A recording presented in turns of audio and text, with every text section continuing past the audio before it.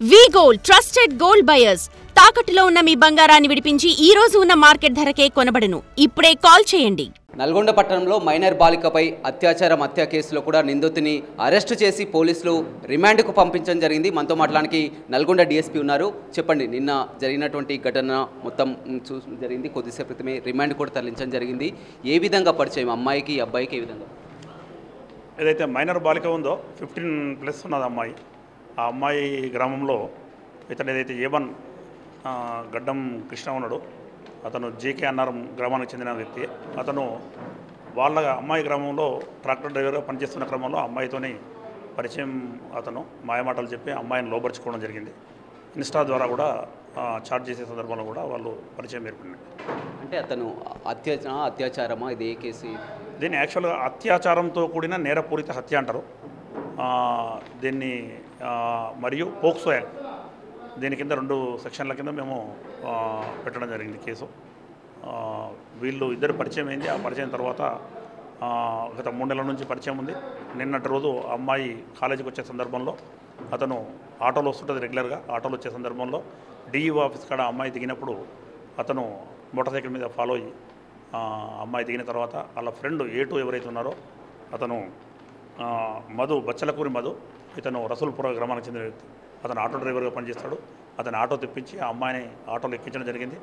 అతను motor cycle మీద ఎక్కించుకొని వెళ్తే ఎవరైనా గ్రామస్తులు చూస్తే గుర్తుపడతారని ఆటోలో ఎక్కించి A2 యొక్క రూమ్కి తీసుకొని వెళ్ళి ఆ A2ను పంపించేసి అతను ఆ అమ్మాయితోని ఫిజికల్గా, శారీరకంగా కలిసే సందర్భంలో అమ్మాయి ఓవర్ బ్లీడింగ్ అయ్యి అన్కాన్షియస్కి వెళ్ళి చనిపోవడం జరుగుతుంది.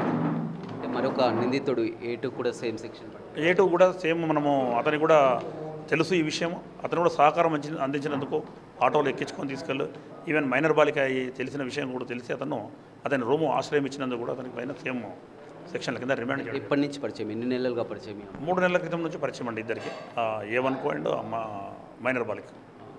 అంటే ఉదయం కాలేజీకి వచ్చిన తర్వాత ఇక్కడి నుంచి వెళ్ళారు కాలేజీ కానీ వచ్చింది అమ్మాయి. నిన్న ఆటోలో వచ్చింది. వచ్చిన తర్వాత ఇతను వెనక ఫాలో అయ్యి ఆ అమ్మాయి ఆటోలో దిగగానే ఆ అమ్మాయిని మాట్లాడి మాటల్లో పెట్టి మాయమాటలు చెప్పి మనం రూమ్కి వెళ్దామని తీసుకొని వెళ్ళి వాళ్ళ ఫ్రెండ్ని పిలిపించి రూమ్లోకి తీసుకొని వెళ్ళి ఆమె పైన అత్యాచారం చేయడం జరిగింది.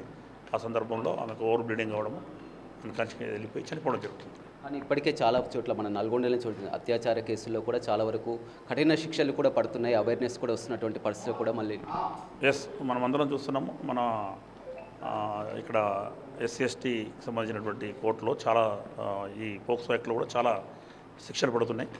అయినా సరే ఈ మైనరు అమ్మాయిలను లోబరుచుకొని, చిన్నపిల్లలు కాబట్టి మాయమాటలు చెప్పి లోబరుచుకున్న సందర్భంలో అమ్మాయిలు వాళ్ళ ప్రలోభాలకు లొంగిన సందర్భంలో ఇటువంటి ఇన్సిడెంట్లు జరుగుతున్నాయి.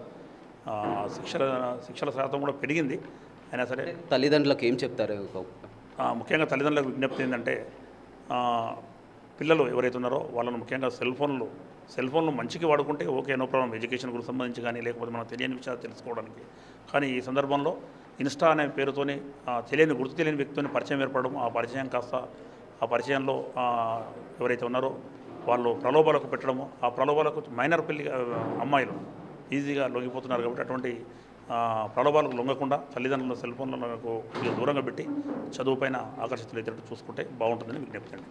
రైట్, చూడొచ్చు. తెలిసి తెలియని వయసులో కూడా కాలేజ్ కానీ వచ్చి కూడా ఆ వ్యక్తి ఎవరైతే ఉన్నారో ట్రాక్టర్ డ్రైవర్గా పనిచేస్తున్నటువంటి వ్యక్తి 3 నెలల నుంచి కూడా ఆ పరిచయం అని చెప్పొచ్చు. నిన్న కాలేజ్కి వచ్చిన తర్వాత ఆటోలో అతని స్నేహితుని ద్వారా ఆటోలో రూమ్కి రావడం జరిగింది. అక్కడ ఆ రూమ్లోకి వెళ్ళినటువంటి సమయంలోనే ఈ ఘటన కూడా చోటు చేసుకుంది. పోలీసులు కూడా నిందితుడిని అరెస్ట్ చేయడం జరిగింది. అదేవిధంగా రూమ్ ఇచ్చినటువంటి ఆటో డ్రైవర్ అతని స్నేహితుడు మధుని ఇద్దరిని కూడా అరెస్ట్ చేసి రిమాండ్కి పంపించడం జరిగింది. రవితో రమేష్, బిగ్ టీవీ, నల్గొండ.